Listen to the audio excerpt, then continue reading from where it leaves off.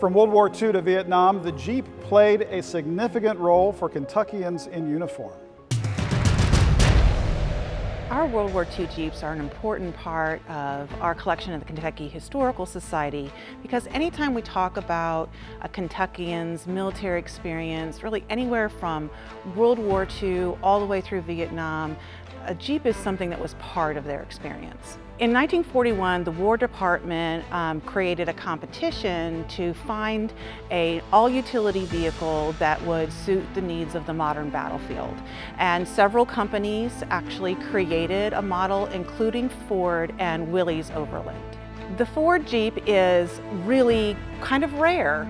It was created by Ford to meet the War Department's request for a design of an all-utility vehicle that would seat just a few people and go anywhere. So they created this design, they called it the Pygmy, and they only made about 500 of them. So, there aren't that many left anymore.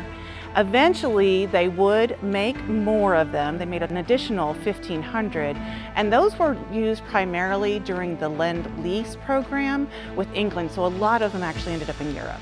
Willys Overland's prototype was called the Quad, and it was very similar to the Ford because they had the same basic specifications from the Quartermaster Department. Willys Overland was actually chosen to produce what became the Jeep.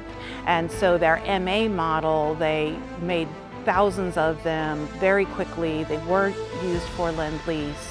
And in fact, there were so many needs for the Jeep that eventually Ford and another whole company were producing the same thing just to keep up with the need from the War Department. The Jeeps are often in our long-term storage, but when we bring them out for specific exhibits, whether our visitors are veterans or not, they have that immediate reaction to it.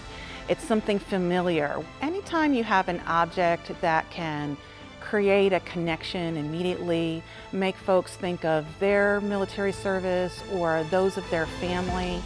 That's what history's all about, is having that moment where you can feel that you're part of history. To learn more, visit us online at history.ky.gov. From the Kentucky History Center and Museums in downtown Frankfort, I'm Doug High.